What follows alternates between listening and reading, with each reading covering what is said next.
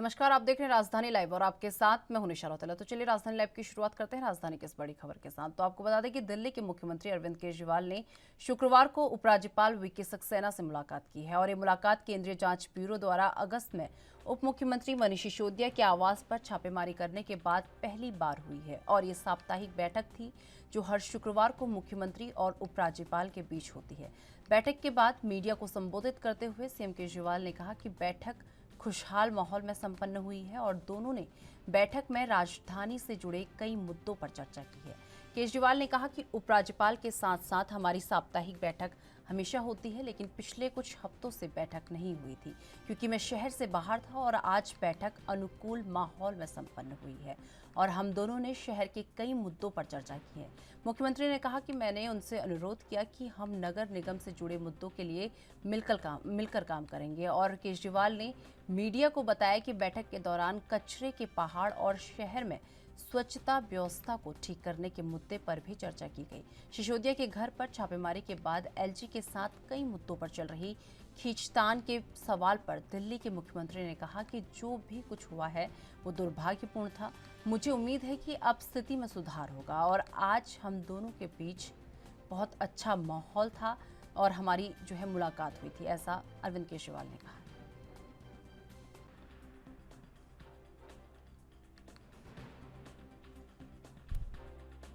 दिल्ली में नहीं था बाई चांस। आज एलजी साहब के साथ मीटिंग हुई, काफ़ी अच्छे वातावरण में हुई, काफ़ी अच्छी मीटिंग हुई और कई सारे मुद्दों के ऊपर चर्चा हुई।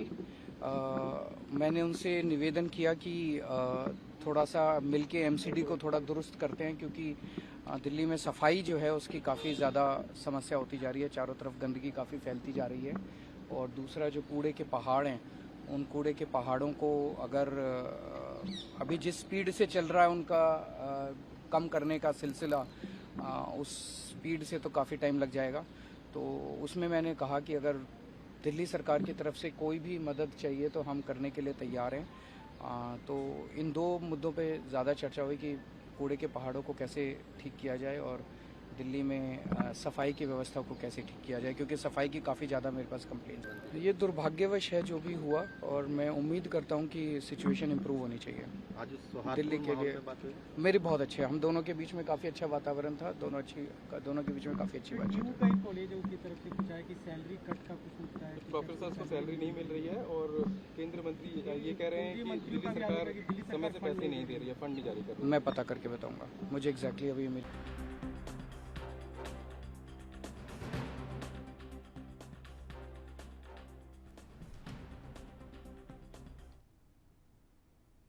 इस खबर पर अधिक जानकारी के लिए हमारे साथ दिल्ली से हमारे संवाददाता राजीव तिवारी हमारे साथ जुड़ चुके हैं। राजीव, जिस तरीके से बात कर ले, सीएम अरविंद केजरीवाल ने कल मनीष सिसोदिया पर छापेमारी के बाद कल जो है उपराज्यपाल वीके सक्सेना से मुलाकात की है, तो इस मुलाकात में क्या कुछ अहम रहा, एक बार इसे लेकर पूरी विस्तृत जानकारी। दिल्ली सरकार जो है वो कहीं ना कहीं पिछले काफी दिनों से उपराज्यपाल से मुलाकात नहीं कर रही थी। जो साप्ताहिक बैठक हुआ करती थी उसके अंदर लगातार कहीं ना कहीं मुद्दे हुआ करते थे, जिसके अंदर दिल्ली के लिए कहीं ना कहीं दिल्ली की जनता को कहीं ना कहीं सुविधाएं पहुंचाई जा सके और कई जो कमियां हैं उनको दूर किया जा सके। मगर यहाँ पर अरविंद केजरीवाल ने काफी लंबे समय के बाद में कल जो उपराज्यपाल से मुलाकात की और उसके बाद में ये कहा कि मुलाकात जो है वो काफी कह सकते हैं सकारात्मक रही है और लगातार कहीं ना कहीं जो मनीष सिसोदिया की जो सीबीआई रेड थी उसको लेकर कहीं ना कहीं काफी दिनों के बाद में जो उपराज्यपाल से मुलाकात की गई है और उपराज्यपाल से भी दोबारा कहीं ना कहीं ये कोशिश की गई है कि दिल्ली के अंदर जो सफाई व्यवस्था है उसको दुरुस्त किया जाए, सफाइयों की जो लेकर जो कर्मचारियों की परेशानियां हैं उसको दुरुस्त किया जाए और यहाँ तक कि जो कूड़े के पहाड़ बने हुए हैं उनको खत्म करने के लिए दिल्ली सरकार जो है वो केंद्र सरकार का भरपूर सहयोग करने के लिए तैयार है। इन दो मुद्दों पर लेकर कल उपराज्यपाल से मुलाकात की गई और यहाँ तक कि ये भी कोशिश की गई कि दिल्ली की सरकार से अगर कोई हेल्प चाहिए तो वो देने के लिए वो तैयार है, ताकि दिल्ली के अंदर जो सफाई व्यवस्था है वो दुरुस्त हो सके और जनता की जो परेशानियां हैं कूड़े को लेकर वो दूर होती नजर आए। मगर अब जिस तरीके से काफी लंबे समय के बाद में जिस तरीके से उपराज्यपाल से मुलाकात हुई और कहा यहाँ तक कि जो सीबीआई या फिर कहें आपका ईडी की जो रेड थी उसके बाद में कहीं ना कहीं मुलाकात जो है वो सकारात्मक देखने को मिली है। मगर यहाँ पर जिस तरीके से अब सफाई व्यवस्था को लेकर भी कहीं ना कहीं आरोप प्रत्यारोप होने से की आशंका है, क्योंकि जब नगर निगम के चुनाव भी नजदीक आने वाले हैं तो उसको लेकर भी कहीं ना कहीं आरोप प्रत्यारोप भी देखने को मिल सकता है। मगर यहाँ पर सफाई कर्मचारियों की जो परेशानियां हैं या फिर सफाई को दिल्ली के अंदर जो कूड़ा फैलता हुआ नजर आ रहा है उसको सफा करने के लिए उपराज्यपाल और अनिल कह सकते हैं मुख्यमंत्री किस तरीके से बैठक करके और कहीं ना कहीं लोगों की जो परेशानियां हैं उसको दूर करने की कोशिश जो की गई है वो देखना होगा कि कितनी सफल हो पाती है। जी राजीव, इससे पहले जिस तरीके से हर बार हर शुक्रवार को साप्ताहिक बैठक होती थी, इससे पहले क्या ऐसे कारण रहे कि ये साप्ताहिक बैठक मुख्यमंत्री और उपराज्यपाल के बीच नहीं हो पाई? देखिए बिल्कुल सही कहा आपने। यहाँ पर बात करें हर शुक्रवार को एक बैठक हुआ करती थी जिसके अंदर मुख्यमंत्री, दिल्ली के मुख्यमंत्री और उपराज्यपाल दोनों ही बैठकर एक सलाह करते थे कि दिल्ली के अंदर और किस तरीके से विकास किया जा सके और किस जो लोगों की परेशानियां हैं उनको किस तरीके से दूर किया जाए। यहाँ पर बात करें गुजरात चुनाव की तो उसके अंदर कहीं ना कहीं अरविंद केजरीवाल व्यस्त होते हुए नजर आए, जिसकी वजह से वो कह सकते हैं मुलाकात नहीं कर पाए। और उसके बाद में 12 अगस्त को जो मुलाकात हुई थी उसके बाद में 19 अगस्त को मुलाकात होनी थी, मगर तभी कह सकते हैं सीबीआई रेड हुई और मनीष सिसोदिया के ऊपर, और उस समय भी कहीं ना कहीं अरविंद केजरीवाल दिल्ली के अंदर मौजूद नहीं थे। मगर यहाँ पर लगातार कहीं ना कहीं ये जरूर कोशिश की गई अरविंद केजरीवाल की तरफ से कि वो अरविंद के कहते हैं उपराज्यपाल से मुलाकात की जाए और जो दिल्ली की जनता के लिए कार्य हैं उनको आगे बढ़ाया जाए। मगर अब आबकारी नीति के बाद में अब थोड़ा सा माहौल जरूर शांत होता हुआ नजर आ रहा है, क्योंकि सीबीआई रेड जो है वो मनीष सिसोदिया के और यहाँ तक कि उनके ऑफिस में और यहाँ तक कि उनके बैंक लॉकर पर जरूर की गई है, मगर उसके बाद में अब कहीं ना कहीं थोड़ा सा माहौल जरूर शांत हुआ है। तो दिल्ली सरकार के मुख्यमंत्री जो है वो अब दिल्ली के अंदर मौजूद है और कल जिस तरीके से मुलाकात की गई उससे साफ जाहिर है कहीं ना कहीं दिल्ली के विकास के लिए दोनों ही मिलकर कुछ काम करेंगे। यहाँ तक कि जो लोगों की परेशानियां, सफाई कर्मचारियों की परेशानियां हैं, सैलरी को लेकर या फिर कहें और मुद्दों को लेकर, या फिर दिल्ली के अंदर जो कूड़ा फैलता हुआ नजर आ रहा है उसको लेकर जो भी परेशानियां हैं उनको दोनों ही मिलकर कहीं ना कहीं सुलझाने की कोशिश करते हुए नजर आ रहे हैं। जी राजीव, अगले बैठक को लेकर कोई अपडेट सामने आया है मुख्यमंत्री और उपराज्यपाल के बीच? अगली बैठक शुक्रवार को होगी या किसी और तारीख के किसी और टाइम पर होगी? क्या इस अगली बैठक को लेकर कोई अपडेट सामने आया हो? देखिए बिल्कुल सही कहा आपने। यहाँ पर बात करें अरविंद केजरीवाल की तो अरविंद केजरीवाल ने भी जिस तरीके से कल कहा मीडिया से बात करते हुए कि पिछले कुछ समय से जरूर मुलाकात नहीं हो पाई थी, जो साप्ताहिक बैठक थी वो नहीं हो पाई थी, मगर कहीं ना कहीं अब जरूर कोशिश की जा रही है कि साप्ताहिक बैठक जो है वो समय पर हो, यानी कि हर शुक्रवार को जो बैठक होती है वो समय पर हो। और दूसरा जहाँ पर जो जनता की जो परेशानियां हैं उनको दूर करने के लिए दोनों ही मिलकर कुछ काम करें, ताकि जनता की परेशानियां, सफाई कर्मचारियों की परेशानियां और जो कूड़े का जो ढेर दिल्ली के अंदर बढ़ता नजर आ रहा है उसको कहीं ना कहीं दूर करने की कोशिश की जा रही है। मगर यहाँ पर अभी अरविंद केजरीवाल की तरफ से ये स्पष्ट नहीं किया गया कि सेकंड मीटिंग जो है वो होगी या नहीं होगी, या उसको पोस्टपोन किया जाएगा। मगर कहीं ना कहीं गुजरात चुनाव की बात करें या फिर और राज्यों के चुनाव की बात करें, जरूर उनमें आम आदमी पार्टी जो है अपना रोल दिखाती हुई नजर आ रही है, और उसके शायद हो सकता है अगली बैठक के लिए शायद मुख्यमंत्री जो है वो उपस्थित ना हो पाए। जी राजीव, वहीं बात कर ली जाए, जिस तरीके से कल उप मुख्यमंत्री और अरविंद केजरीवाल के बीच में जो है मुलाकात हुई है, तो इसे लेकर अरविंद केजरीवाल का क्या कुछ कहना है इस मुलाकात को लेकर? देखिए बिल्कुल सही कहा आपने। कल जो मुख्यमंत्री और उपराज्यपाल के बीच में बैठक हुई उसको लेकर अरविंद केजरीवाल की तरफ से ये जरूर बयान दिया गया कि जो बैठक है वो कहीं ना कहीं सफल है, और यहाँ तक कि आने वाले दिनों के अंदर निगम के कर्मचारियों को लेकर या फिर निगम सफाई को लेकर कहीं ना कहीं दोनों ही मिलकर काम करेंगे। और यहाँ तक कि ये भी अरविंद केजरीवाल ने कहा कि अगर केंद्र सरकार और निगम को दिल्ली सरकार से कोई भी हेल्प चाहिए उसके लिए वो तैयार है, यानी कि सफाई व्यवस्था को लेकर या फिर कहें दिल्ली के हर इलाके की कुछ जानकारी चाहिए या फिर सफाई व्यवस्था कहां पर करनी है और जो कूड़े के पहाड़ बने हुए हैं उनको दूर करने के लिए अगर दिल्ली सरकार की कोई हेल्प चाहिए तो उसके लिए भी दिल्ली सरकार तैयार है। मगर उसके लिए उनको बताना होगा कि वो किस तरीके से हेल्प चाहते हैं दिल्ली सरकार की। मगर देखना होगा कि इस बैठक के बाद में क्या अगली बैठक किस तरीके की होगी और किन मुद्दों पर आधारित होगी, ये जरूर देखना होगा। जी राजीव, वहीं अगर उपराज्यपाल की बात कर ली जाए तो इस पूरी मुलाकात में उपराज्यपाल का क्या रिएक्शन सामने आया है?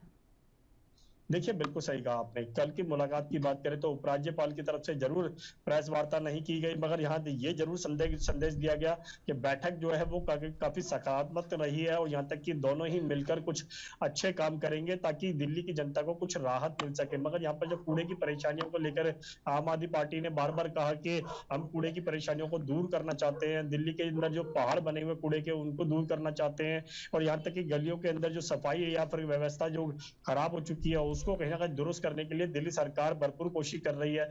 मगर यहाँ पर उपराज्यपाल की बात करें तो उपराज्यपाल भी कहीं ना कहीं इसी तरीके का संदेश देते हुए नजर आए, और यहाँ तक कि ये भी कहा गया कि दोनों ही कहीं ना कहीं दिल्ली की जनता के लिए मिलकर काम करें तो ही बेहतरी हो पाएगी। जी राजीव, वहीं बात कर लें जिस तरीके से अब अगली बैठक अगर जब भी जो है प्रस्तावित की जाएगी तो उनमें किन किन बिंदुओं पर सबसे ज्यादा फोकस रहेगा?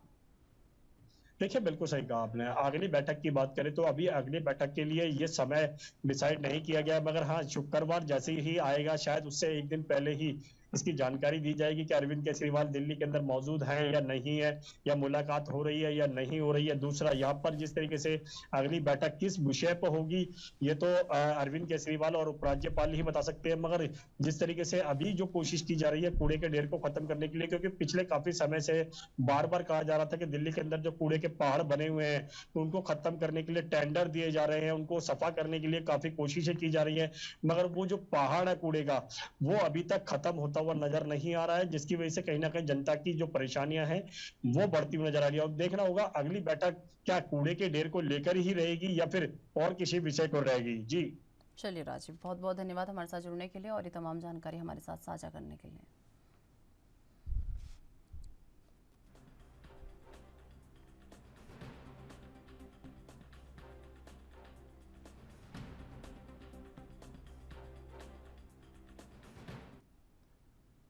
उत्तर प्रदेश के मुख्यमंत्री योगी आदित्यनाथ का आज 10 सितंबर को लखीमपुर खीरी जिले में आगमन है। आपको बता दें कि मुख्यमंत्री के आगमन का प्रोटोकॉल भी जारी कर दिया गया है और जारी प्रोटोकॉल के अनुसार आपको बता दें कि मुख्यमंत्री योगी आदित्यनाथ राजकीय हेलीकॉप्टर से करीब 11:10 पर गोला स्थित राजेंद्र गिरी स्मारक स्टेडियम पब्लिक इंटर कॉलेज के हेलीपैड पर उतरेंगे। करीब 11:20 पर दिवंगत बीजेपी विधायक अरविंद गिरी के फार्म हाउस पहुंचकर अरविंद गिरी को श्रद्धांजलि अर्पित करेंगे और उनके परिजनों से मिलकर उन्हें सांत्वना व्यक्त करेंगे और करीब 11:55 पर गोला से लखनऊ के लिए वो रवाना हो जाएंगे, जिसके बाद वो जिले के बीजेपी कार्यकर्ताओं से मिलेंगे और 11:55 पर गोला से वो प्रस्थान करेंगे।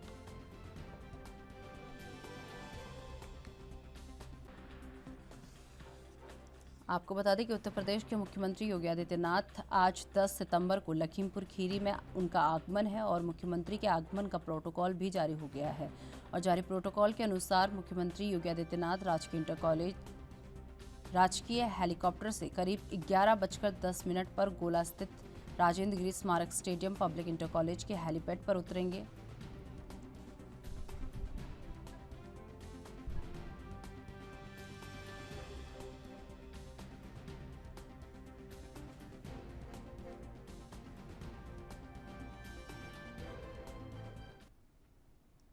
इस खबर पर अधिक जानकारी के लिए हमारे साथ लखनऊ से हमारे संवाददाता अनुज कुमार हमारे साथ जुड़ चुके हैं। अनुज, जिस तरीके से बात कर ली जाए, आज सीएम योगी आदित्यनाथ लखीमपुर खीरी दौरे पर वो रहने वाले हैं, तो एक बार उनके दौरे को लेकर पूरी जानकारी।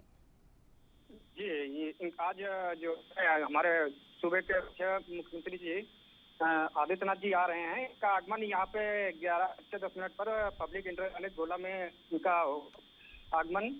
उसके बाद में ये अभी 6 सितंबर को यहाँ के विधायक अरविंद गिरी जी का दिल दौरा पड़ने से निधन हो गया था, के चलते उनके फार्म हाउस आवास पे भी जाएंगे और वहाँ पर संवेदनाएं अपनी व्यक्त करेंगे। ये विधायक जी 139 विधानसभा के क्षेत्र के प्रत्याशी थे और जो है वहाँ पे पहुँच कर इनका 11:55 पे प्रस्थान भी है। यहाँ पे भारी सुरक्षा व्यवस्था हुई है, प्रशासन है यहाँ पे और अधिकारी प्रशासनिक अधिकारी मौके पर आए इस समय और यहाँ से भारी मात्रा में लोगों को जो है वहाँ पे इकट्ठा होने के लिए सारी सुविधाएं और बैरिकेडिंग वगैरह किए गए हैं। तो सारी प्रशासन अलर्ट है। अनुज, वहीं अगर बात कर ली जाए जिस तरीके से उनके इस दौरे को लेकर सुरक्षा के क्या क्या इंतजाम किए गए हैं, क्योंकि कल देखा गया था जिस तरीके से वो जौनपुर के दौरे पर थे तो काले कपड़े उन्हें दिखाए गए थे। इस तरीके से जो सपा थी उसके तरफ से काले कपड़े उन्हें दिखाई दिए गए थे, तो कहीं ना कहीं सुरक्षा में चूक का मामला सामने आया था। तो अगर यही बात करें तो आज के दौरे को लेकर सुरक्षा के क्या क्या इंतजाम किए गए हैं? इस समय जो मौके देखा जाए, यहाँ पे भारी सुरक्षा व्यवस्था मौजूद है। यहाँ पे जगह जगह पर पुलिस और प्रशासन अधिकारी सारी व्यवस्थाएं की गई हैं। जहाँ तक है कि जो पिछली चूक हुई होगी तो उसको करके इस बार का खासा वो सुरक्षा व्यवस्था किया गया है। और प्रशासनिक अधिकारी वगैरह जितने भी सभी जिम्मेदार लोग हैं, सभी लोग यहाँ पे हैं।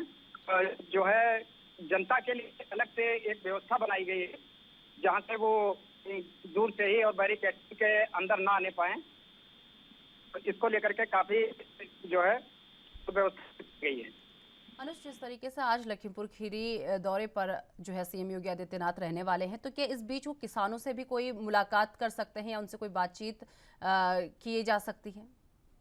जी, अभी प्रोटोकॉल में ऐसा कुछ अभी नहीं किया गया है कि मौके पे ही ये जानकारी मिल सकती है। प्रोटोकॉल में इनका आगमन और प्रस्थान दिखाया गया है, जहाँ से ये हेलीपैड बना हुआ है इंटर कॉलेज में, वहाँ से ये अरविंद गिरी जी के उनके फार्म हाउस से पहुंचेंगे।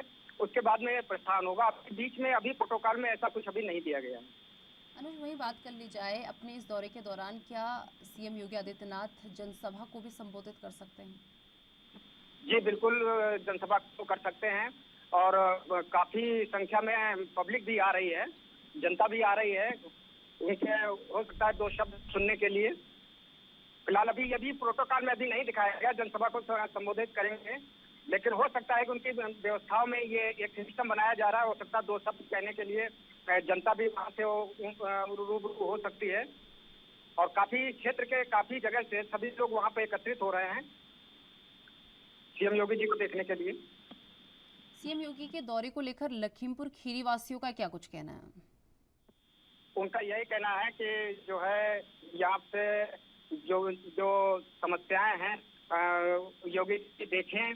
जो आजकल ये जानवर की समस्या है, तो तमाम प्रकार की समस्याएं हैं, उनको कहना चाहते हैं।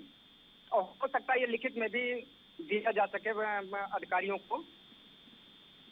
वहीं अनुज, अगर बात कर ली जाए सौगातों की, अगर बात कर ली जाए, जिस तरीके से देखा गया है लगातार सीएम योगी आदित्यनाथ दौरों पर हैं और कुछ ना कुछ सौगात जहां भी वो जा रहे हैं दे रहे हैं, तो इसी बीच लखीमपुर वासियों को क्या बड़ी सौगात यहाँ पर सीएम योगी आदित्यनाथ दे सकते हैं?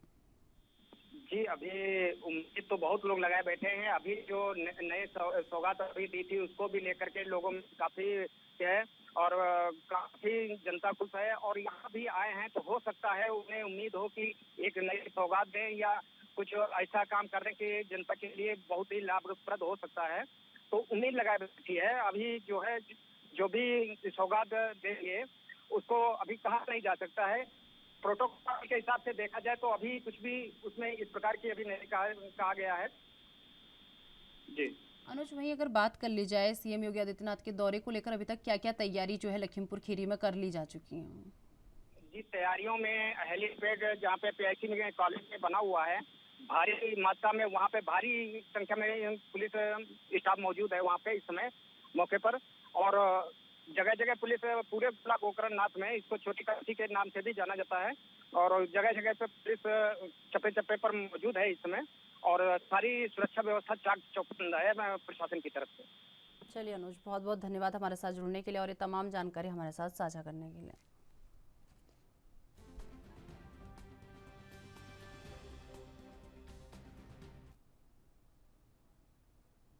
सूबे के औद्योगिक विकास को गति देने के लिए उद्देश्य से पंजाब के मुख्यमंत्री भगवंत मान 11 से 18 सितंबर तक जर्मनी का दौरा करेंगे। आपको बता दें, इस दौरे के दौरान मुख्यमंत्री नवीनीकरण ऊर्जा, कार निर्माण, आधुनिक कृषि तकनीकों और अन्य प्रमुख क्षेत्रों में निवेश और रणनीतिक साझेदारी बढ़ाने के लिए व्यापारिक प्रतिनिधिमंडलों और प्रमुख कंपनियों के साथ मुलाकात करेंगे। भगवंत मान म्यूनिख, फ्रैंकफर्ट और बर्लिन में अपने ठहरने के दौरान BMW जैसी नामी कंपनियों और अन्य कंपनियों के प्रतिनिधियों के साथ मुलाकात करेंगे और मुख्यमंत्री के इस अहम दौरे से राज्य में बड़े निवेश, तकनीकी जानकारी और जर्मन कंपनियों से महारत हासिल करने के लिए बड़ा लाभ होने की संभावना है। मुख्यमंत्री ने राज्य को औद्योगिक हब के तौर पर उभारने की अपनी प्रतिबद्धता को दोहराते हुए कहा कि राज्य सरकार इसके लिए कोई कसर बाकी नहीं छोड़ेगी। उन्होंने कहा कि राज्य के औद्योगिक विकास के ऊंचे स्तर पर लाने के लिए हर संभव प्रयास किए जा रहे हैं। भगवंत मान ने उम्मीद जाहिर की है कि जर्मन टूर एक और राज्य के औद्योगिक विकास को बढ़ावा देगा और दूसरी ओर नौजवानों के लिए रोजगार के नए रास्ते खोलेगा।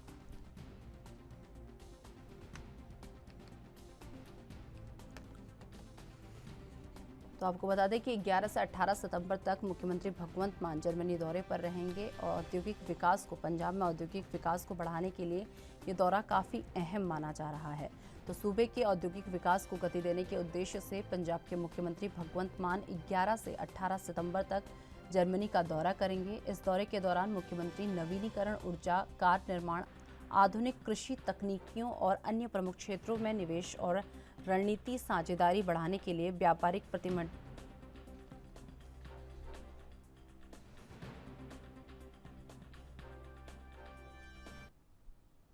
इस खबर पर अधिक जानकारी के लिए हमारे साथ चंडीगढ़ से हमारे संवाददाता अमित कुमार हमारे साथ जुड़ चुके हैं। अमित, जिस तरीके से बात कर ली जाए, औद्योगिक विकास को बढ़ावा देने के लिए मुख्यमंत्री भगवंत मान 11 से 18 सितंबर तक जर्मनी दौरे पर रहने वाले हैं। एक बार उनके दौरे को लेकर पूरी जानकारी।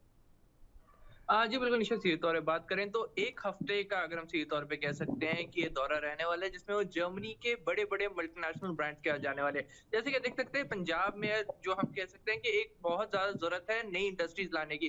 पंजाब में अगर हम बात करें तो अभी जो एक कमी है वो है रेवेन्यू की, और उस चीज को बढ़ाने के लिए नई इंडस्ट्री चाहिए। पिछले कुछ समय से हमारे पास नई इंडस्ट्रीज नहीं आई थी। पिछली सरकारों ने बहुत ज्यादा कोशिश की पर उसके बाद भी उतना हम कह सकते हैं कि बड़ी कामयाबी नहीं मिली। पर अगर हम कह सकते हैं वही मुख्यमंत्री भगवंत मान के द्वारा जो लीड करती है मान सरकार, उन्होंने कई बड़ी अचीवमेंट्स हासिल किए। अगर हम सीधे तौर पे बात करें कि इंडस्ट्रीज के आने के लिए तो टाटा उसको लाया गया था। टाटा की एक बड़ी कंपनी या फिर हम कहें एक बड़ी फैक्ट्री पंजाब में लेके आए, जिससे एक बड़ा बूस्ट अप मिला है। तो उसके अलावा हम बात करें तो अब वो जर्मनी गए। जर्मनी और मल्टीनेशनल ब्रांड, जिसमें बड़े बड़े ब्रांड जैसे BMW, वॉल्क्सवैगन, अलग अलग जैसे बड़े बड़े ब्रांड थे, इनके पास जाएंगे, इनसे मुलाकात करेंगे। इसमें कई चीजें होंगी। तो देखिए, पहले तो पर्सनल खुद मुख्य किसी भी अगर आप देखें स्टेट का मुख्यमंत्री जब कहीं जाता है, किसी कंपनी से पर्सनल मुलाकात करता है, तो एक अलग इमेज भेजता है। वो इस चीज का हम कहें कि जो बड़ी कंपनीज है उनको ये सुनिश्चित करेंगे कि आप अगर पंजाब में आते हैं तो आपको हमारी तरफ से लेवल बेस्ट सुविधा दी जाएगी। हम एज अ स्टेट आपको हर वो फैसिलिटी देंगे जो आपको जरूरत होगी, जो आपको एक नई फैक्ट्री सेटअप करने के लिए चाहिए, जो आपको कंसेशन चाहिए, चाहे आपको इलेक्ट्रिसिटी रेट में कंसेशन चाहिए, चाहे आपको कंस्ट्रक्शन में कंसेशन चाहिए, तो वो सब चीज होंगी जो हम कार इंडस्ट्री क्या सी जा रहे हैं वो हर एक के जाए। जैसे हम आपसे रिकॉर्डिंग ऊर्जा की बात करें, उनके पास जाएंगे। हम कह सकते हैं कि फार्मास्यूटिकल इंडस्ट्री जो एक बड़ा मीडिया सेक्टर बन चुका है, दवाइयों का सेक्टर है, एक बड़ा मीडिया बूस्टअप है।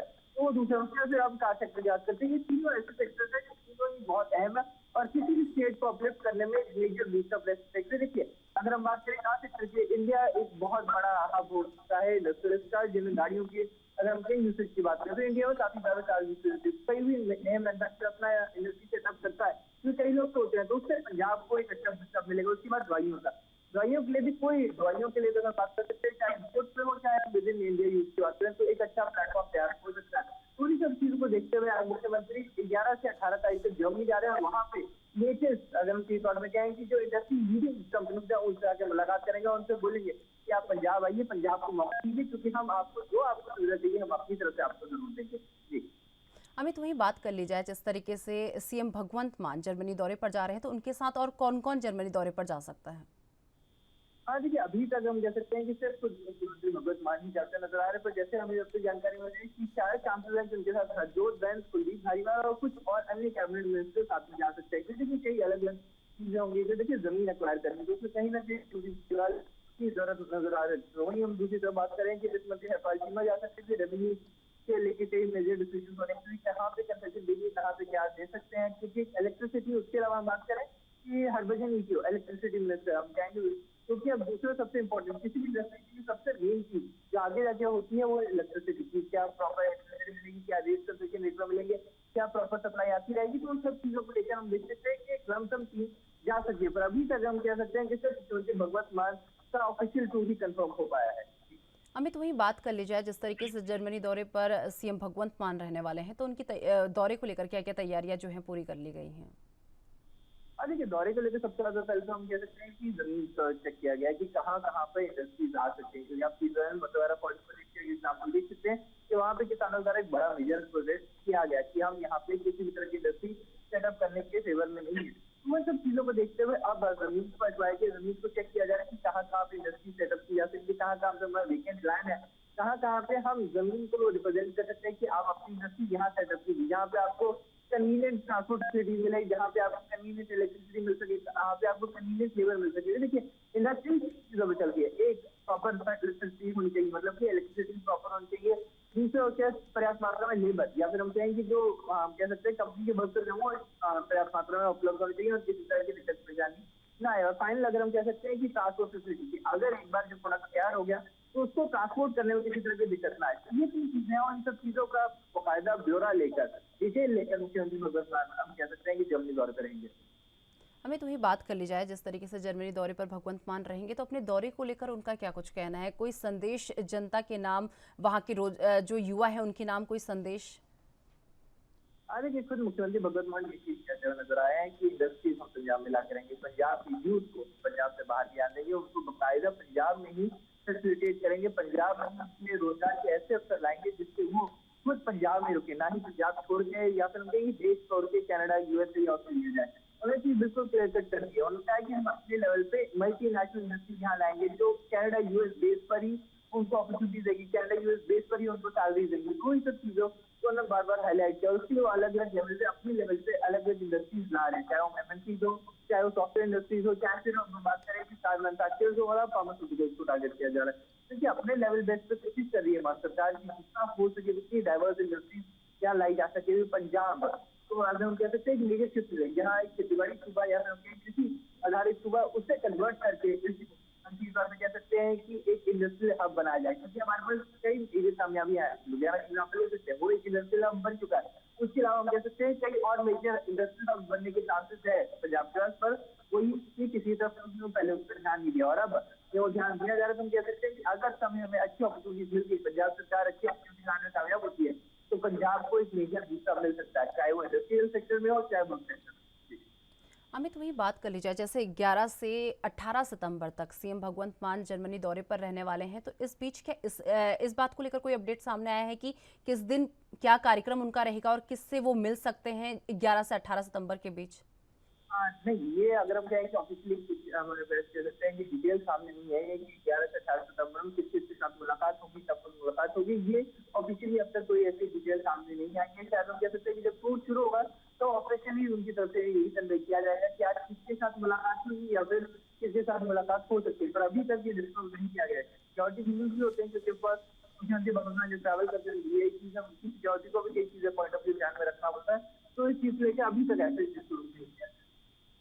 हमें जिस तरीके से औद्योगिक विकास को मद्देनजर रखते हुए सीएम जो है जर्मनी दौरे पर जा रहे हैं, तो इसे लेकर युवाओं का क्या कुछ कहना है? क्योंकि रोजगार के लिए कहीं ना कहीं रोजगार के लिए ये कदम लगातार भगवंत मान सरकार उठा रही है, तो ऐसे में युवाओं का क्या कहना है?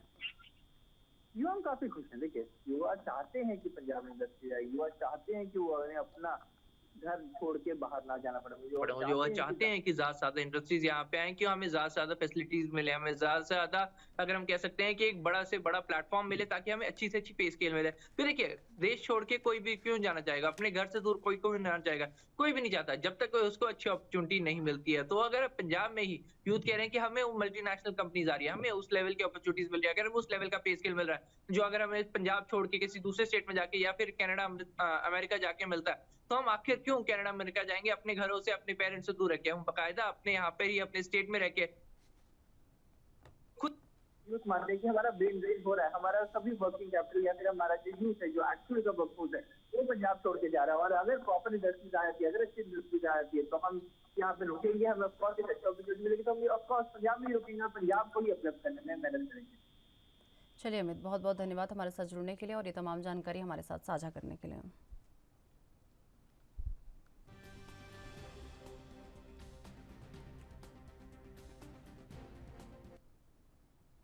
महाराष्ट्र की राजनीति में बीते महीनों में बड़ा उलटफेर देखने को मिला है और एकनाथ शिंदे ने उद्धव ठाकरे को तगड़ा झटका यहां पर दिया और प्रदेश की गद्दी संभाली। एकनाथ शिंदे के साथ शिवसेना के 40 विधायक और 10 निर्दलीय और 12 सांसद आए। इसके अलावा शिवसेना के कई पदाधिकारी भी शिंदे गुट में शामिल हुए। शिवसेना छोड़ने का सिलसिला आज भी जारी है। हालांकि अब इनमें एक नया ट्विस्ट आया है। उद्धव का साथ छोड़ने वाले अधिकांश नेता बेझिझक शिंदे गुट का दामन थाम रहे हैं, लेकिन अब उन्हें भारतीय जनता पार्टी से भी कोई परहेज नहीं है। भाजपा भी उनका खुले दिल से स्वागत कर रही है। हालांकि बीजेपी के इस कदम से शिंदे गुट के कई नेता असहज दिख रहे हैं।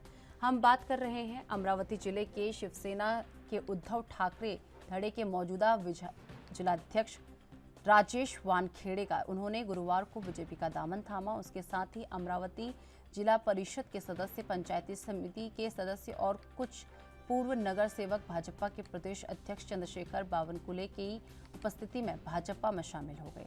आपको बता दें कि कुछ दिनों पहले अमरावती में चंद्रशेखर बावनकुले के बयान को लेकर बीजेपी शिवसेना में विवाद बढ़ गया था और चंद्रशेखर बावनकुले ने हाल ही में ये भी संकेत दिया था कि सांसद नवनीत राणा और विधायक रवि राणा भी भाजपा में शामिल होंगे। इतना ही नहीं, उन्होंने यहां तक कह दिया था कि अमरावती से अगला सांसद और बडनेरा से अगला विधायक भाजपा का होगा। और शिंदे गुट में शामिल हुए शिवसेना नेता आनंद राव अडसुल भाजपा प्रदेश के इस बयान से खफा हो गए हैं।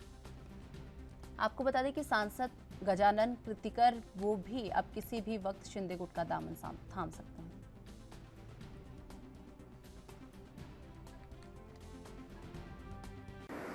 एक संजोग की बात है, देश का अमृत महोत्सव और मेरा भी अमृत महोत्सव जन्म का आज इत्तेफाक आया है। और यही अवसर पर दोपहर को हमारे मुख्यमंत्री एकनाथ जी शिंदे आके आशीर्वाद दे के गए हैं और आदरणीय हमारे उप मुख्यमंत्री देवेंद्र फडणवीस भी आने वाले थे, लेकिन बहुत सी भीड़ घर में होने के कारण उन्होंने ये दोनों मेरे साथी सम्मान्य प्रवीण जी दरेकर जी, गोपाल शेट्टी जी, ये तो हमारे बहुत पुराने साथी हैं। हमारे लिए कोई पक्ष की अड़चन कभी आई नहीं है। वो कौन से पक्ष के हम कौन से कि एक विचारधारा एक है और इसलिए दोनों भी यहाँ मुझे मिलने आए, शुभकामना देने आए हैं या आशीर्वाद देने आए हैं। ये मुझे मैं सौभाग्य समझता हूँ। जो भी हमने काम किया है उसका ये परिणाम है, मैं मानता हूँ।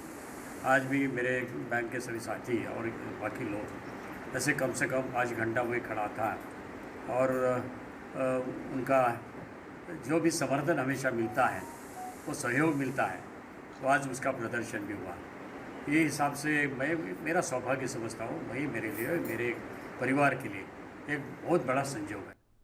इस खबर पर अधिक जानकारी के लिए हमारे साथ मुंबई से हमारे संवाददाता सत्यप्रकाश सोनी हमारे साथ जुड़ चुके हैं। सत्यप्रकाश, जिस तरीके से बात कर ले, शिवसेना की अगर बात कर लें तो शिवसेना के पूर्व विधायक और मंत्री आनंद अडसुल जो है अब शिंदे गुट में शामिल हो चुके हैं। एक बार इसे लेकर विस्तृत जानकारी।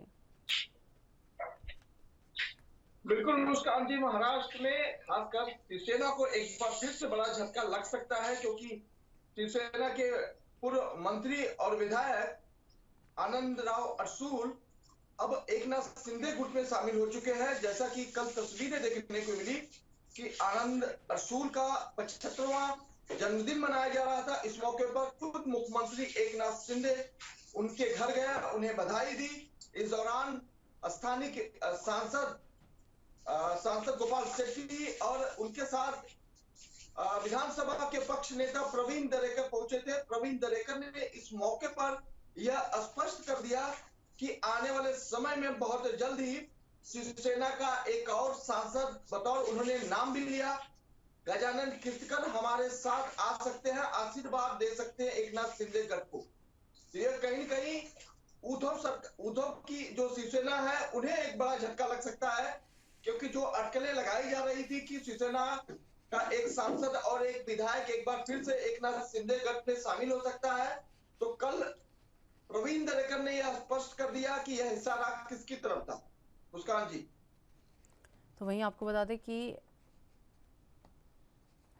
सत्यप्रकाश, जिस तरीके से अगर बात कर ली जाए, वहीं सांसद, शिवसेना सांसद गजानन कृतिकर जल्द एकनाथ शिंदे गुट में शामिल हो जाएंगे, ऐसे भी संकेत जो है मिल रहे हैं। बिल्कुल निशा जी, ये बात खुद जो है प्रवीण दरेकर ने साफ कर दिया है, क्योंकि उन्होंने कहा है कि बहुत जल्द ही आशीर्वाद गजानन कीर्तिकर का एकनाथ शिंदे को मिलने वाला है। हालांकि यह अटकलें जुलाई महीने से ही लगाई जा रही थी, क्योंकि जब गजानन कीर्तिकर की तबीयत खराब हो गई थी, इस दौरान सीएम एकनाथ शिंदे और उनके साथ तमाम विधायक गजानन कीर्तिकर से मिलने पहुंचे थे। इस दौरान ये जानकारी मिली थी कि कई जो है प्रलोभन गजानन कीर्तिकर को दिया गया था, जिसमें ये माना जा रहा था कि गजानन कीर्तिकर जुलाई महीने में ही एकनाथ शिंदे का दामन थाम सकते थे, लेकिन इस बीच उनके बेटे अमोल कीर्तिकर ने इसका विरोध किया और जैसे ही जानकारी मिली उद्धव ठाकरे गठ को, उद्धव ठाकरे ने तुरंत गठ प्रमुख नेता के तौर पर उनके बेटे आनंद कीर्तिकर को जो है नियुक्त कर दिया। तो ऐसे में आने वाले चुनाव में जो उनके बेटे अमोल कीर्तिकर है उनके लिए बड़ी जिम्मेदारी होगी। यही वजह है कि अटकलें जो लगाई जा रही थी उस पर थोड़ा विराम जरूर लगा, लेकिन एक बार फिर से गजानन कीर्तिकर का एकनाथ शिंदे गठ में आना लगभग तय माना जाता। सत्यप्रकाश, वहीं बात कर ली जाए जिस तरीके से लगातार उद्धव गुट से जो है विधायक और सांसदों का जाने का दौर जो है थमने का नाम नहीं ले रहा, तो कितना बड़ा झटका यहाँ पर उद्धव गुट को लगता हुआ नजर आ रहा है? बिल्कुल, देखिए उद्धव गुट के पास कुछ ही गिने चुने जो है विधायक रह गए हैं। ऐसे में सांसदों की गिनती महज 4 में थी।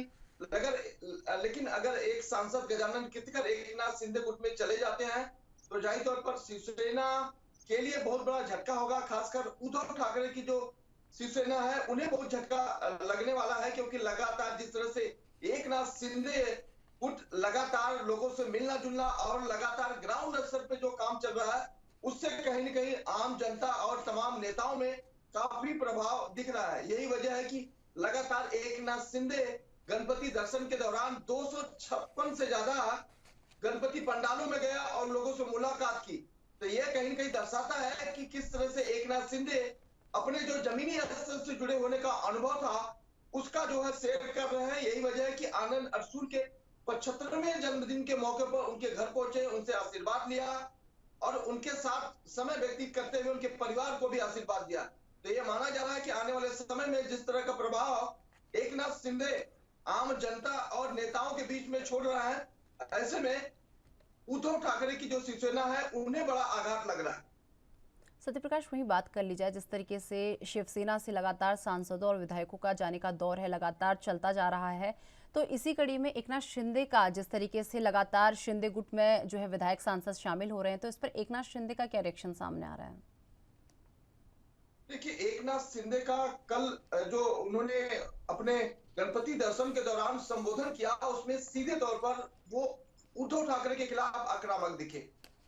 उन्होंने बोला कि जो उद्धव ठाकरे 2 साल पहले करना चाहिए थे उन्होंने नहीं किया, लेकिन इस वक्त जो मुंबई महाराष्ट्र में गणपति उत्सव का जो जल्लोष देखा जा रहा है उसका महज कारण है कि हिंदुत्व, उन्होंने हिंदुत्व को मजबूती दी है, हिंदुत्व को खुलेआम छूट दी है कि हिंदुत्व को लेकर आप जो है गणपति उत्सव मनाइए, नवरात्रि मनाइए, जैसा कि दही हंडी को भी एक साहसिक खेल के तौर पर उन्होंने नाम दिया है। तो जाहिर तौर पर इस तरह की जो भावना है वो कहीं न कहीं आम जनता को दिल को छू लेने वाली है। यही वजह है कि लोग एकनाथ शिंदे के हर बातों से प्रभावित हो रहे हैं। वही अगर बात की जाए सत्यप्रकाश, चंद्रशेखर बावन को लेकर ये भी बयान सामने आया है कि बहुत जल्द जो सांसद नवनीत राणा है और विधायक रवि राणा है ये भी भाजपा में शामिल हो सकते हैं, तो इसे लेकर क्या जानकारी सामने आ रही है? देखिए निशा जी, खरीद फरोख्त का ये मामला कोई नया नहीं है, ये हर बार होता रहा है। ऐसे में विधायकों और सांसदों को लालच देकर अपनी पार्टी में बुलाना ये नई बात नहीं है।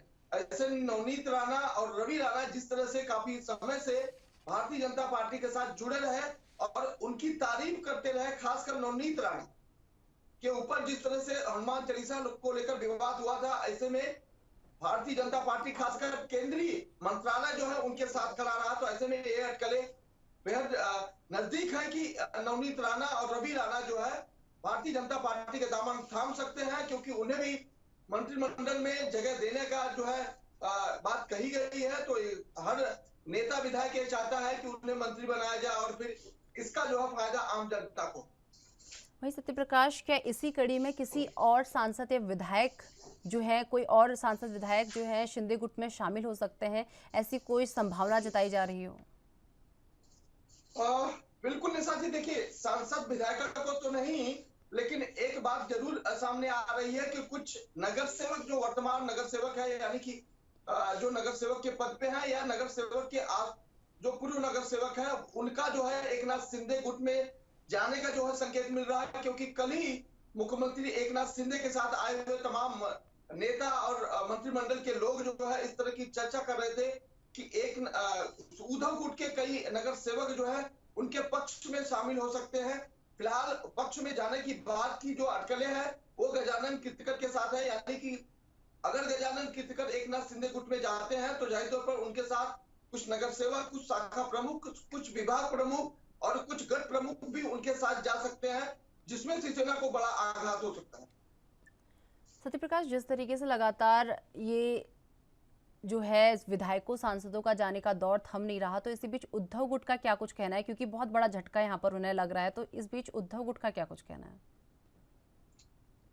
देखिए, उद्धव गुट अभी अपने पक्ष के बचाव में काम कर रहा है, क्योंकि जिस तरह से आदित्य ठाकरे लगातार महाराष्ट्र के अलग अलग कोने में जाकर आम जनता और शिवसैनिकों को संबोधित कर रहे हैं, उन्हें बता रहे हैं कि असली शिवसेना उनके पास है, असली शिवसेना उनके साथ है और वह हिंदुत्व को लेकर ही चलने वाले हैं, क्योंकि बाला साहब का जो उद्देश्य था, बाला साहब का जो नजरिया था वो हिंदुत्व को लेकर था। बाला साहब ने कभी हिंदुत्व को लेकर किसी तरह का कोई कोताही नहीं की। ऐसे में उद्धव ठाकरे और उनके साथ तमाम जो सहयोगी हैं लगातार लोगों को समझाने में लगे हुए हैं, लगातार लोगों को पदोन्नति कर रहे हैं, उन्हें एक नई नई जिम्मेदारियां दे रहे हैं कि शिवसेना को कैसे आगे बढ़ाना है, शिवसेना को कैसे कायम रखना है, क्योंकि एकनाथ शिंदे पूरी तरह से कोशिश कर रहा है कि शिवसेना का जो है दो फाड़ हो जाए और ऐसे में शिवसेना के तमाम जो कार्यकर्ता पदाधिकारी हो एकनाथ शिंदे गुट में चले आए, जिससे आने वाले समय में मुंबई महानगर पालिका के जब चुनाव हो तो एकनाथ शिंदे गुट और भारतीय जनता पार्टी को ज्यादा से ज्यादा जो है सीटें मिले, जिससे उनका महापौर काबिज हो सके। चलिए सत्यप्रकाश, बहुत बहुत धन्यवाद हमारे साथ जुड़ने के लिए और ये तमाम जानकारी हमारे साथ साझा करने के लिए।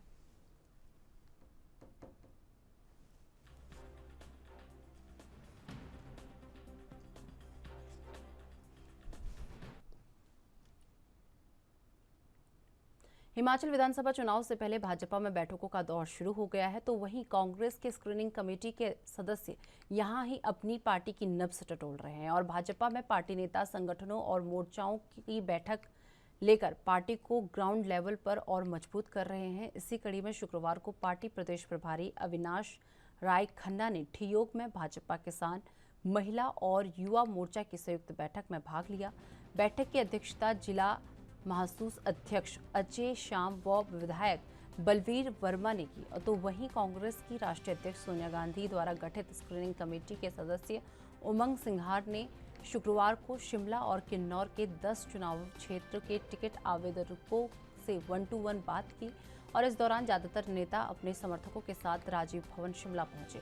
टिकट के सभी दावेदारों ने अपना अपना पक्ष स्क्रीनिंग कमेटी के समक्ष रखा। दरअसल कांग्रेस पार्टी टिकट आवंटन से पहले विवाद की संभावनाओं को कम करना चाह रही है और इसी मकसद से स्क्रीनिंग कमेटी के उमंग सिंघर शिमला व मंडी संसदीय क्षेत्र और धीरज गुर्जर कांगड़ा व हमीरपुर लोकसभा क्षेत्र के सभी विधानसभा क्षेत्रों के टिकट दावेदारों से बातचीत कर रहे हैं। इनसे पूछा जा रहा है कि उन्हें टिकट क्यों दिया जाए। बता दें कि संगठन में किन किन पदों पर पहले सेवाएं दे चुके हैं, कितनी बार पार्टी ने अनुशासनात्मक कार्रवाई की है इत्यादि जानकारी जुटाई जा रही है। इनसे संवाद कर टिकट के लिए बेहतर विकल्प के चयन और बगावत के आसार को कम करने का प्रयास किया जा रहा है।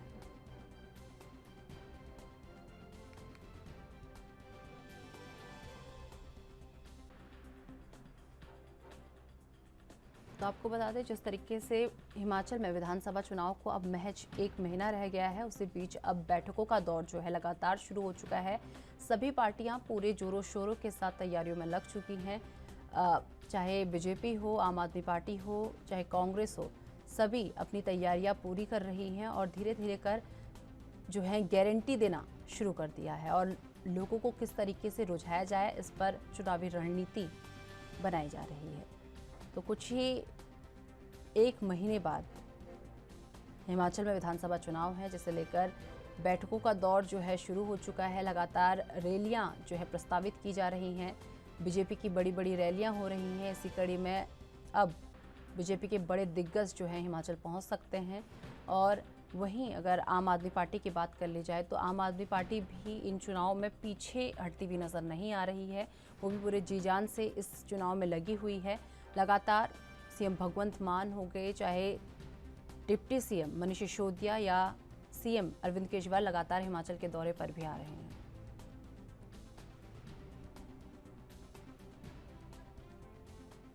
तो इस खबर पर अधिक जानकारी के लिए हमारे साथ हमारी ब्यूरो चीफ हिमाचल से टीना ठाकुर जी हमारे साथ जुड़ चुकी हैं। टीना जी, जिस तरीके से बात कर ली जाए, विधानसभा चुनाव में अब महज 1 महीने का वक्त रह गया, तो उसी बीच अब बैठकों का दौर शुरू हो चुका है। एक बार इन बैठकों को लेकर पूरी जानकारी।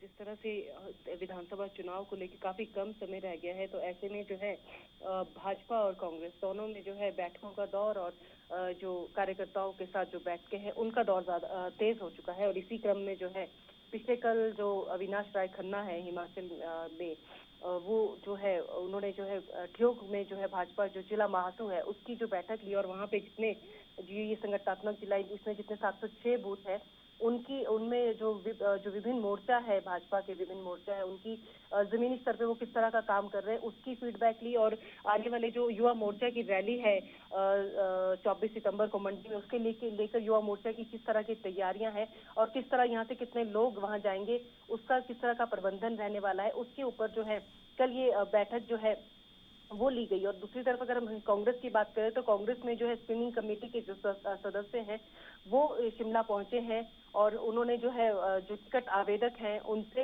1-to-1 बात की है और किस तरह से वो अपना पक्ष रख रहे हैं, किस तरह से उनके बारे में कार्यकर्ताओं की फीडबैक है वो लिया। तो इसमें जो कांग्रेस है उनका कहना है कि क्योंकि 15 सितंबर को स्क्रीनिंग कमेटी की जो इनकी सेंट्रल इलेक्शन कमेटी है उसकी बैठक होनी है, वो ये टिकटों को जो फाइनल करेगी। तो ऐसे में ये काफी अहम दौरा है स्क्रीनिंग कमेटी के सदस्यों का। और इसके बाद जो है माना जा रहा है कि सितंबर अंत तक जो है पहली सूची कांग्रेस की तरफ से अपने उम्मीदवारों की जारी हो सकती है। जी टीना जी, वहीं बात कर ली जाए जिस तरीके से अगर हिमाचल में आज की बात कर ली जाए तो आज किस पार्टी का कहां पर क्या क्या कार्यक्रम रहने वाला है, चाहे बीजेपी हो, आम आदमी पार्टी हो या कांग्रेस हो, कौन सी पार्टी का क्या क्या कार्यक्रम रहने वाला है, एक बार इसे लेकर भी पूरी जानकारी।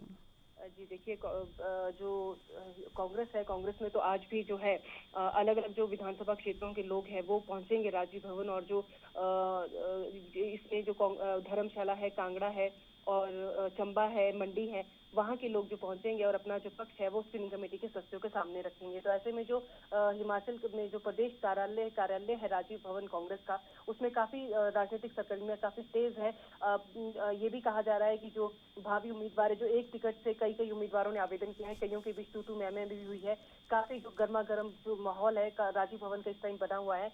दूसरी तरफ भाजपा की बात करें तो भाजपा के जो यहाँ पे जो बैठकें हैं वो लगातार जारी हैं। आज भी जो बैठक है वो इस तरह जो प्रदेश कार्यालय दीप कमल है वहाँ पे जो है क्योंकि भाजपा की ये जो युवा मोर्चा की जो रैली है ये काफी अहम मानी जा रही है और वो कहा जा रहा है कि पहली बार होगा कि कोई प्रधानमंत्री किसी युवा मोर्चा की रैली में यहाँ पे शामिल होंगे।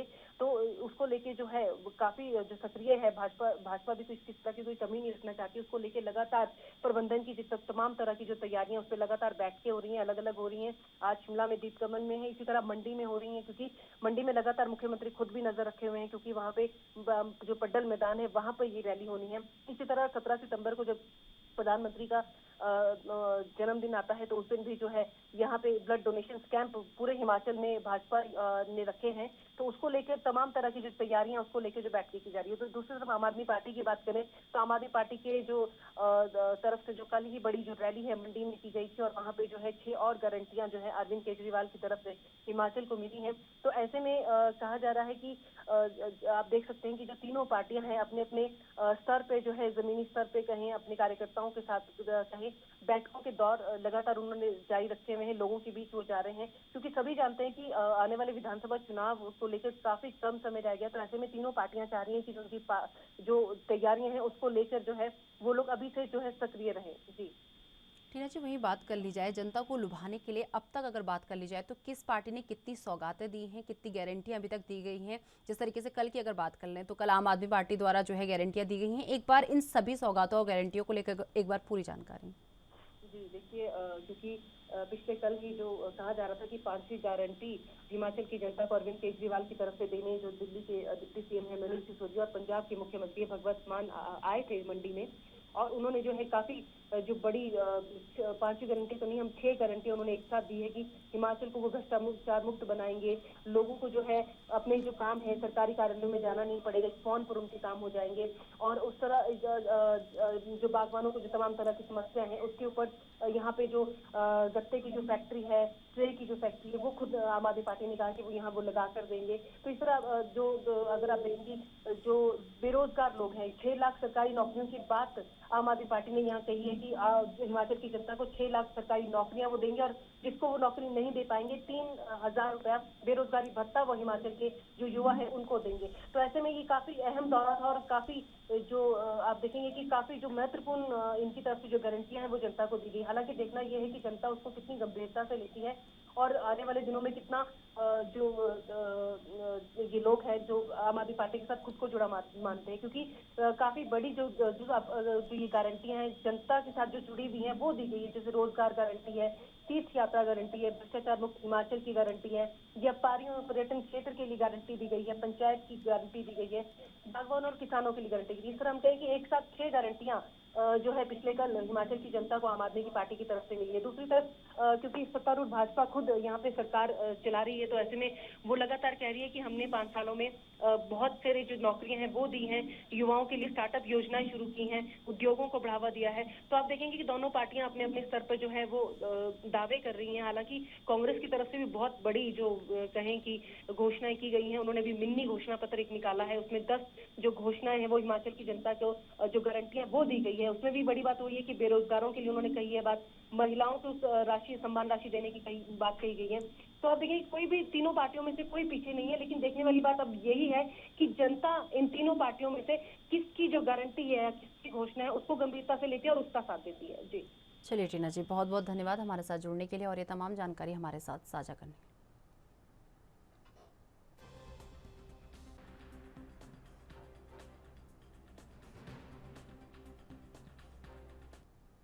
छत्तीसगढ़ की प्रदेश प्रभारी डी पुरंदेश्वरी को पद से हटा दिया गया है। अब राजस्थान के ओम माथुर को छत्तीसगढ़ का नया भाजपा प्रदेश प्रभारी बना दिया गया है।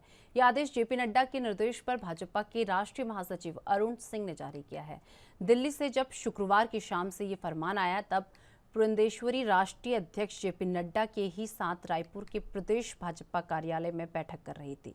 इस बड़ी सर्जरी को लेकर कई तरह की चर्चाएं हो रही हैं। सह प्रभारी नितिन नबीन ने को बरकरार रखा है और 9 अगस्त को प्रदेश भाजपा के अध्यक्ष को बदलने का आदेश जारी हुआ था। विष्णुदेव साई की जगह अरुण साव को प्रदेश अध्यक्ष बना दिया गया है। ये बदलाव चुनाव के लिहाज से काफी अहम माना जा रहा है। इसके बाद 17 अगस्त को नेता प्रतिपक्ष को बदलने का फरमान जारी हुआ है। धर्मलाल कौशिक की जगह नारायण चंदेल को जिम्मेदारी दी गई है। इसके बाद करीब 1 महीने में प्रदेश प्रभारी बदल दिया गया है। 2023 के विधानसभा और इसके बाद लोकसभा के चुनाव में माथुर की भूमिका अहम रहेगी। भाजपा के वरिष्ठ नेता ओम प्रकाश माथुर को केंद्रीय चुनाव समिति में शामिल किया है और राजस्थान में 2023 में होने वाले विधानसभा चुनाव को लेकर भी ओम माथुर पर अहम जिम्मा है। ओम माथुर को राजनीतिक का लंबा तजुर्बा है और एक बार प्रदेश अध्यक्ष भी वो रह चुके हैं। माथुर लंबे समय तक केंद्रीय टीम में उपाध्यक्ष और महामंत्री भी रहे हैं। इसके अलावा राजस्थान से राज्यसभा सांसद भी रहे हैं। हाल ही में उनका कार्यकाल समाप्त हुआ है और ओम प्रकाश माथुर घनिष्ठ नेता भी हैं। शुरुआत में राष्ट्रीय स्वयंसेवक संघ के प्रचारक भी रहे हैं और पूर्व उपराष्ट्रपति भैरव सिंह शेखावत से काफी नजदीकी नेताओं में शामिल रहे हैं। उन्हें राष्ट्रीय मंत्री, महामंत्री और उपाध्यक्ष का पद भी मिला है और साथ ही गुजरात, उत्तर प्रदेश और महाराष्ट्र जैसे प्रदेशों में प्रभारी भी उन्हें बनाया गया था।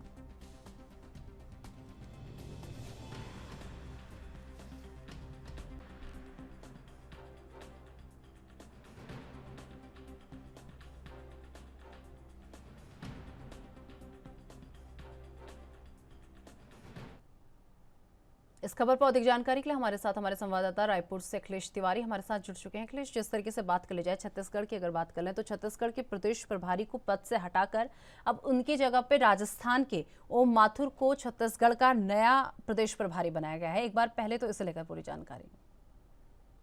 जिस तरीके से छत्तीसगढ़ को माहौल है और आला कमान की जो रणनीति है, खासतौर से बीजेपी की जो रणनीति कही जा रही है, उसको लेकर के खासा चर्चा है। अगर बात की जाए एक उथल पुथल करने की, चाहे पूरे संगठन की बदलाव को लेकर के, तो पहले प्रदेश अध्यक्ष चेंज किए जाते हैं, उसके बाद फिर सीधा नेता प्रतिपक्ष चेंज किया जाता है। अब एक ऐसी दौर आ गया है कि सीधा सीधा प्रदेश प्रभारियों का जो बदलाव है वो किया जा रहा है। ये खासा बदलाव इसलिए किया जा रहा है क्योंकि आने वाले 2023 के चुनाव में एक अलग से रणनीति बनाई जा सके।